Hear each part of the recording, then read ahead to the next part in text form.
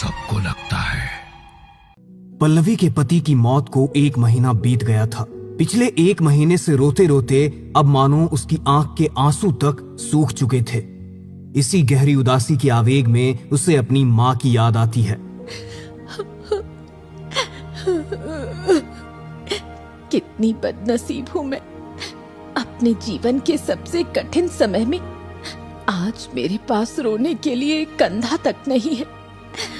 बस बहुत हुआ, अब मुझे माँ के पास जाना ही होगा। अगली सुबह ही पल्लवी अपनी 10 साल की बेटी को लेकर मुंबई के रेलवे स्टेशन पहुंच जाती है, जहां से वो पुणे की टिकट लेकर अपनी बेटी निशा के साथ ट्रेन में बैठ जाती है। मम्मा, हम ट्रेन में बैठकर कहाँ जा रहे हैं? हम तुम्हारी नानी के पास जा रहे हैं मेरी बच्ची। नानी के पास?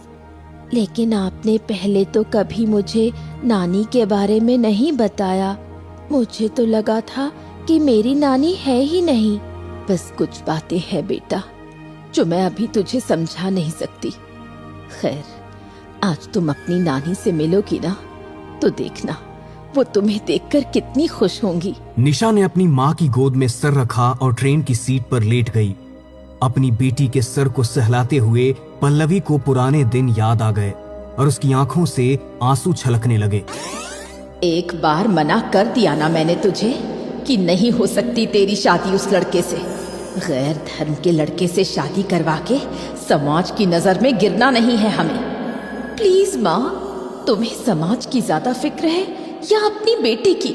माँ प्लीज मान जाओ। पल्लवी ने अपनी माँ को समझाने की बहुत कोशिश की, लेकिन माँ ने शादी से साफ इनकार कर दिया था। इसीलिए उसी रात पल्लवी घर छोड़कर भाग जाती है। उस दिन से आज तक न कभी पल्लवी ने अपनी माँ से बात की और न वो कभी उनसे मिलने के लिए गई। बेटी के गैर बिरादरी के लड़के के साथ भाग जाने पर उसकी माँ ने भी उसे मरा हुआ समझ लिया। समय बीता और अचानक शादी के 12 साल बाद उसके पति की मौत हो गई।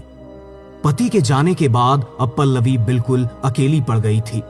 इस कठिन समय में पल्लवी को अपनी माँ के अलावा दूसरा कोई सहारा नजर नहीं आ रहा था। इसीलिए वो अपनी माँ से मिलने जा रही थी। पुणे रेलवे स्टेशन पर उतरकर उसने वहां से अपने घर के लिए टैक्सी की।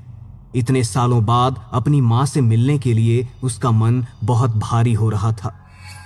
घर के 200 मीटर दूर से ही हर तरफ घनी झाड़ियां और जंगली घास फैली नजर आ रही थी। घर के आंगन की हालत देखकर ऐसा लग रहा था जैसे न